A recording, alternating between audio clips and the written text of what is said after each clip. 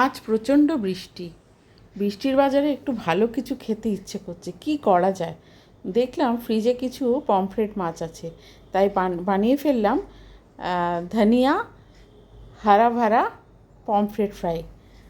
আর তার জন্যই নিয়ে নিলাম ধনেপাতা, নিলাম কাঁচা লঙ্কা ও কিছু বেশ পরিমাণে রসুন। এগুলো আমি প্রথমেই মিক্সিতে ভালো করে বেটে নিয়েছি। বেটে নিয়ে একটা শুকনো শুকনো গোলা তৈরি করলাম, যেটা আমি পমফ্রেটের মধ্যে ভরে দেবো, মানে পমফ্রেটের পেটের ভেতরে। এই যে আমার বাটাটা হয়ে গেছে, আর এটা আমি একটু নুন দিয়ে বেটেছি।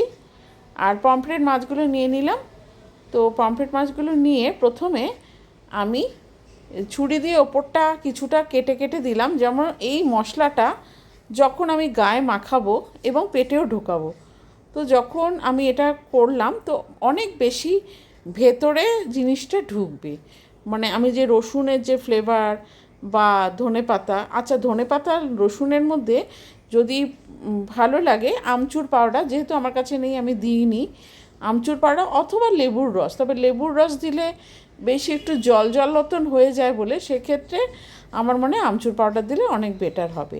তো এই পুরটা আমি এইভাবে পেটটা কেটে নিয়ে পুরটা আমি পেটের ভেতর ঢুকিয়ে নিয়েছি। এই ধনেপাতা রসুন আর নুন দিয়ে বাটা যে মণ্ডটা আমি ভেতরে ঢুকিয়ে নিলাম বেশি বেশি করে, যাতে প্রত্যেকটা বাইটে এই টেস্ট পাওয়া যায়। এরপর আমি কি করব, যে অবশিষ্ট আমার কাছে যে এইটা ধনেপাতা বাটাটা আছে, সেটা আমি এই পমফ্রেট মাছগুলো গায়ে আমি মাখিয়ে নেব, যাতে এই যে কেটে নিয়েছি মাছটা, সেই ইনপুটটা যেন ভেতরেও যায়। বাইরে ভেতরে দু জায়গায় একই টেস্ট, খুব ভালো লাগে এটা খেতে এবং প্রচণ্ড সুস্বাদু হয়। এবং খুব যে সময় লাগে তা না, খুব তাড়াতাড়ি হয়। দুদিকে ভালো করে আদর করে বেশ মাখিয়ে দিলাম। এরপর এটাকে আমি ফ্রাই করব। তো ফ্রাই করার জন্য আমি কিন্তু নিয়ে নিয়েছি একটা ডিম, যাতে ফ্রাইটা অনেক বেশি পাফি টাইপের হয় এবং আরও খেতেও ভালো লাগবে যাতে। তো আমি একটু ডিম নিয়ে নিলাম, আর এই ডিমের মধ্যে আমি দিয়ে দিলাম এই ধনেপাতা আর রসুনের বাটাটা কিছু অংশ, যাতে এর মধ্যেও ফ্লেভারটা যায়। নিয়ে আমি এর মধ্যে দেব নুন, একটু লঙ্কা গুঁড়োও দিলাম একটু ঝাল করার জন্য, যেহেতু কাঁচা লঙ্কা বাটা আছে, বাট আমি আরেকটুখানি শুকনো লঙ্কার গুঁড়ো দিয়ে দিলাম। আর এবার আমি এইটা নুন দিয়ে এই ডিমের গোলাটা ভালো করে গুলে নেব।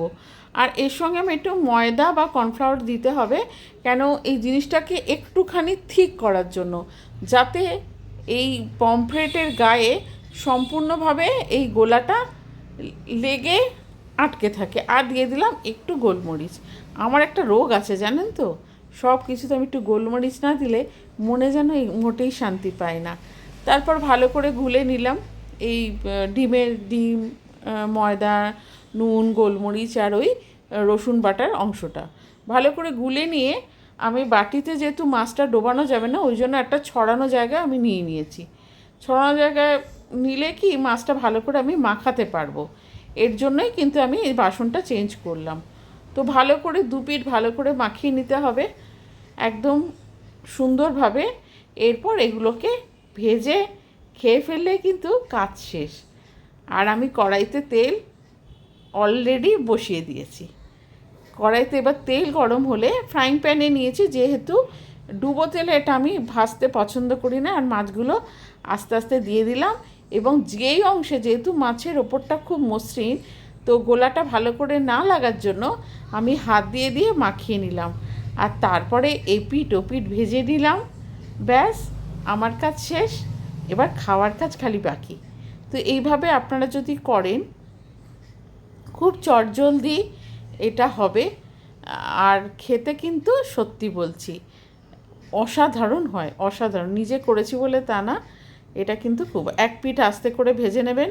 দেখেছেন তো আমি কত কম তেল দিয়েছি, তারপরে আরেক পিঠও ভেজে নেবে। এটা বেশ যখন ভাজা হয়ে যাবে মচমচে একটা হালকা পমফ্রেট এবং গার্লিকের যে ফ্লেভার এবং তার ধনেপাতার যে টেস্ট, জাস্ট অসাধারণ, অসম লাগবে।